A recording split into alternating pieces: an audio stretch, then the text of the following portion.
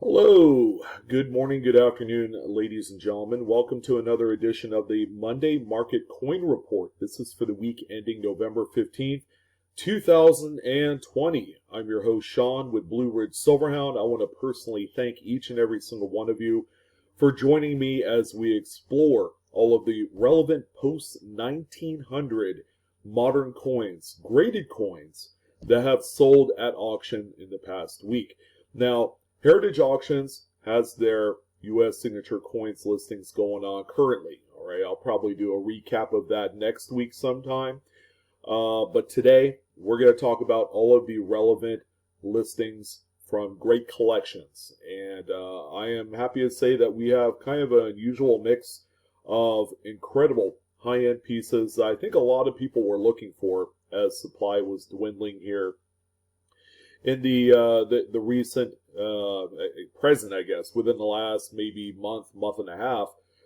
Just the overall market for high-end coins have been dwindling as these other bigger auctions just seem to kind of fall off the wayside because of everything going on with COVID. So a lot of shows are being canceled. There's not nearly as many high-end pieces, but from this show, from this week, we have a number of really nice coins to talk about. In addition to some surprising hits in the modern market, we have a couple of just really high-end top pop coins that we're also going to talk about and kind of discuss why they sold for that kind of money, because there's very incredible ending prices, sold prices for a couple of these coins that I feel a little bit indifferent on. Deep down inside, I kind of think that some of them are way overpriced, but given the market that it is, it might be somewhat justified, and that's why I'm kind of neither here nor there with these particular pieces. If this is your first time here, make sure you go ahead and like, share, subscribe, hit that good old bell for instant notifications. If you do like this type of video, I do 2 different reports a week, and I will continue to do more, so that way we can see how the market forms as we go on into 2021. Without further ado, let's go ahead and jump right in to the first coin from Great Collections, starting with this 1992 D Lincoln Memorial Cent. This, of course, is the close AM variety. It is one of the big cherry pick kind of dream pieces that a lot of us strive to find. This one is such a beautiful graded coin. I don't know if you guys remember, but I also talked about a 1992 Philadelphia Close AM from a few weeks ago that sold close to $10,000. All right, and then we have another repeat here. Now, that coin was not nearly as in the nicest shape as this Denver example, but the Denver example exists in a little bit more quantity. Not saying that it's common because it is still a rare coin, but this one right here in a 65 red, it's just a beautiful investment piece. And this one sold for $9,843.75. That kind of gives you a general idea of the value of these type of errors. The 92D Close AM, of course, you can see the A&M touching right here at the base. In addition, you have the modified FG initials on this one. And also that Philadelphia example, which is probably 5 times more rare than the Denver example, but they're both incredibly rare as they sit. So this is a tremendous sale. Now, as far as a complete contrast, we have this 1979D. Okay, some would say it's not that spectacular of a date. Millions upon hundreds of millions of this particular date and mint mark were produced in 79. So on face value, it doesn't seem like anything special. As a matter of fact, you could probably coin roll hunt a $25 box of pennies, and more than likely you will find a 79D in such spectacular condition that some would say, hey, you know what, I may have something here. But take a look at this coin. This is one of the top pop coins I was alluding to. It's a Mint State 68 full red. It's an obvious registry set buy right here. I wouldn't necessarily say it's an investment piece because, like I tell a lot of folks, do not get into post 1950 moderns that are top graded as an investment. Okay, you will be very disappointed as more emphasis is drawn into the grading aspect of these moderns. People just love the idea of making thousands of dollars on these relatively common coins. This one right here, Pop 1, single finest. There's nothing higher. Sold for $8,044.88. That is a very choke-worthy amount of money, and I will feel sad for the person that bought this as soon as there is a Pop 2, a second example that grades that as 68. It's bound to happen. When you have a sale this tremendous, all of a sudden a lot of the attention goes to this date. That means other people are going to be looking for this coin. So again, just be wary of these types of coins. Do not go out there trying to, be a hero and grade everything in sight, because it's not easy. It is certainly not easy. As more of these exists in the populations, the price will go down. Now, a 1932 is early enough that I would say it is a worthwhile kind of investment portfolio piece. Now, this one right here, man, what a grade. Mint State 67 full red through PCGS. The coin is beautiful. Even has a little bit kind of like a light pastel-y toning. If you look at it hard enough, you can see some greens in there and some rosy reds. This one right here sold for $2,025. Now, this one right here, this would be the coin. If I were going to buy any Mint State 68 anything, it would be something as old as this. Now, Mint State 68 and any coin previous to 1950 is just going to be tough. Okay, there's only so few coins and denominations and series where you can find this kind of incredible Mint State type of numerical grade. All right, this one right here is a tough date for the fact that it circulated during the Great Depression. Nobody kept coins during the Great Depression. So finding a survival coin, much like this, is got to be a true rarity. I mean, we're talking deeper rarity than, say, winning the lottery. This coin right here is beautiful. It's a Pop 1, none finer, sold for $35,437.50. That kind of money with this kind of date, which in hindsight is common for what it is. You could find any circulated 1928, no problem, and probably pay a quarter for it. But again, the grade really pushes this one above and beyond the stratosphere. Okay, now if I were to compare it to, say, a 1909 SVDB, of course you guys know this is the ultimate key date in the series. This one right here, no slouch at all. It's a PCGS Mint State 66 full red. It's a beautiful coin. And again, might I add, it's a VDB S Mint Mark 1909. I mean, this is the coin that everybody chases. Now, the 28 sold for $35,000. You would think this one probably gets pretty close, right? Even though it's a 66. Well, that's wrong. This one sold for $8,168.62. Proving again that just because a coin is common and produced in millions upon millions of production, it doesn't necessarily mean it's not rare. Compared to this, it just seems like a David and Goliath story. I mean, who would have thought that good old 1928 Lincoln would be worth over 4 times what this 1909 SVDB? Just think about it. You could buy 4 of these, and that just seems crazy to me.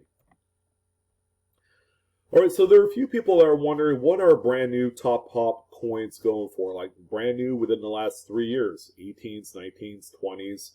Well, we have a 2019 D Jefferson Nickel. Now, Jefferson Nickels, in general, is just a really well-collected series, okay, for a number of reasons. It's a very inexpensive out-of-the-gate type of series to get into. If you just wanted to fill an album, you could get some really nice BU examples for cheap. Now, where it gets really pricey is when you dive into the registry set popularity. And then you have a 2019. It's a new date. You'd figure there'd be a ton of these high-quality coins, keeping in mind that there were a lot of quality issues that plagued this particular date. This one right here sold for $901.12. If you put it into perspective, that seems like a lot of money for such a new coin. But that opportunity is there if you're feeling brave. All right? Me personally, I don't have the cojones to be submitting coins from the last couple of years in trying to get a top pop coin, because again, grading standards have to be very strict when you feel a coin has exceeded mid-state 66 or 67. It just has to be above and beyond what normal kind of grading standards should be. So this is just an incredible looking coin. The price matches it.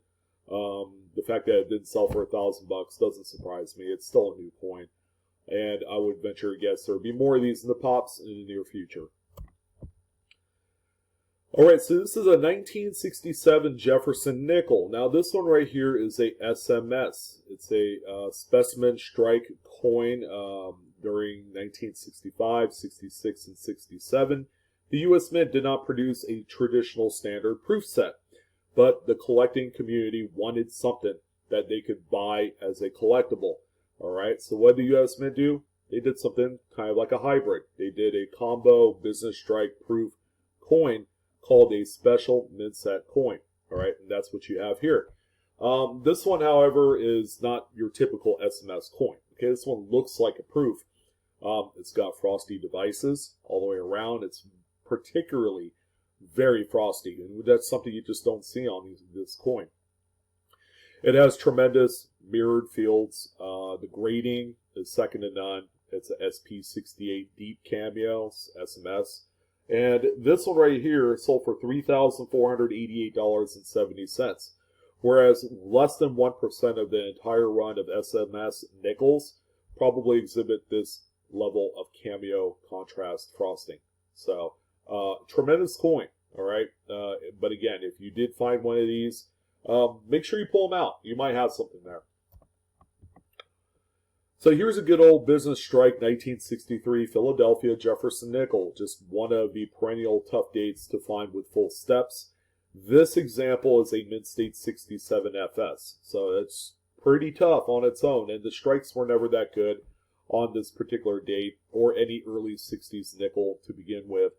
This particular example sold for $5,907.38.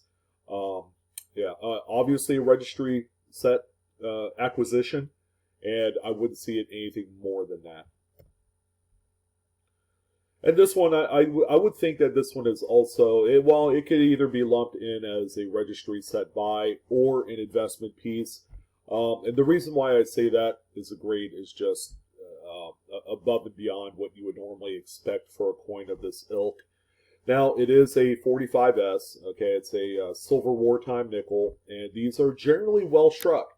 You could find mid-state 65s and 66s with full steps with relative ease if you wanted to add a really nice piece to your collection. This one, however, is a 68, okay, so this again, another tough date.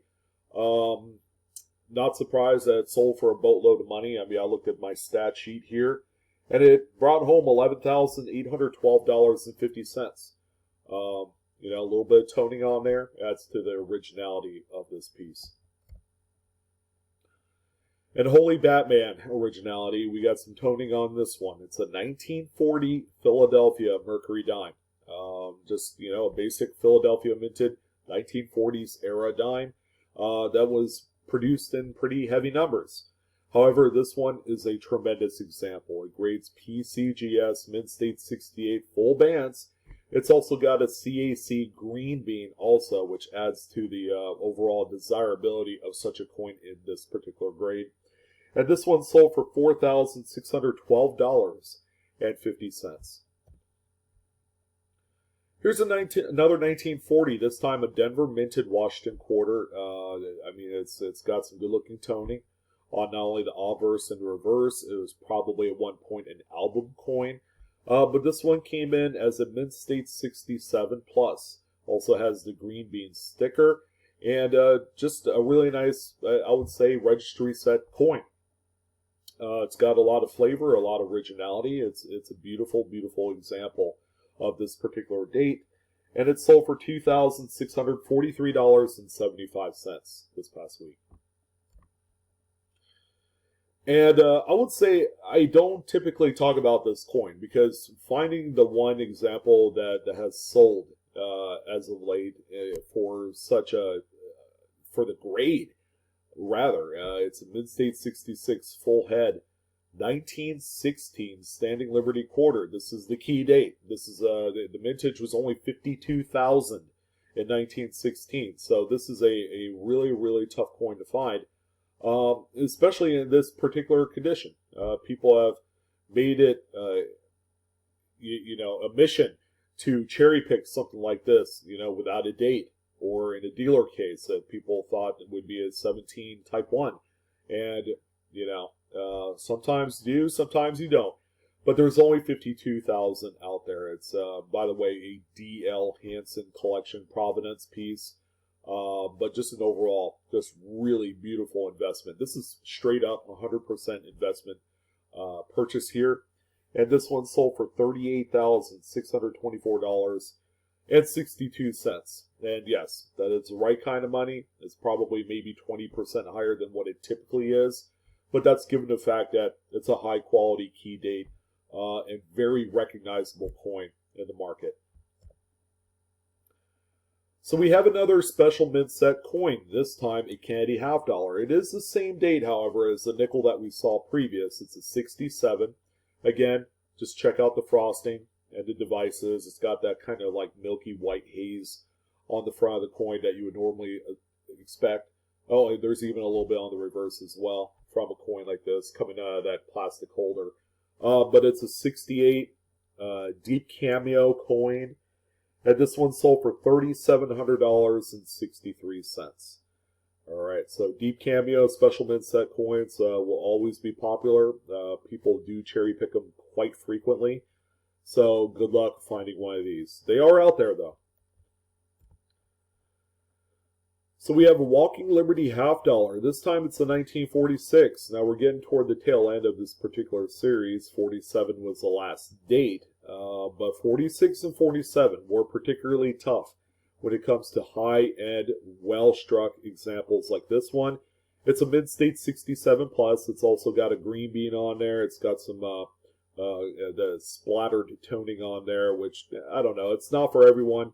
My type of toning is not this, obviously. But this one right here sold for $8,718.75. I would say this is probably more along the lines of a registry set purchase. And that's it. It might be an investment piece. It could cross over that way, but really hard to tell. Really hard to tell. Yeah, because I know coins of this type, like a mid-state 66, 66 plus, it drops down to a few $100. So there's a pretty huge deviation from one number to the other. All right, so the last two coins are coins that I haven't talked about in quite a while.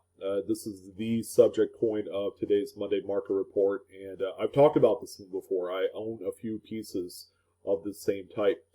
It's the 1976 D Bicentennial Ike Dollar. This one features the Liberty Bell and Moon reverse. It's, again, a part of the well-collected trio of bicentennial coins that were released in 76. Now, this one right here is a Type 1. You're probably asking yourself, well, what in the world is a Type 1 Ike Dollar? Okay, and it's real simple. On a Type 1, they used block letters on the reverse. A Type 2, which is a lot more common, has the thinner letters with actual serifs on there. And the Type 1 76s, whether it's the Philadelphia or Denver's, are so much more coveted because of that. Now, the only way that they're going to be worth a ton more money is if they grade out like this. Okay, now this one's a 67, but I've also seen mid-state 66 examples command a fair amount of money on the secondary market. All right, so it doesn't necessarily have to be a top pop coin. What's your best bet? Well, searching through midsets from this particular date is going to be the key. The midsets this day and age will have the highest quality that you could find.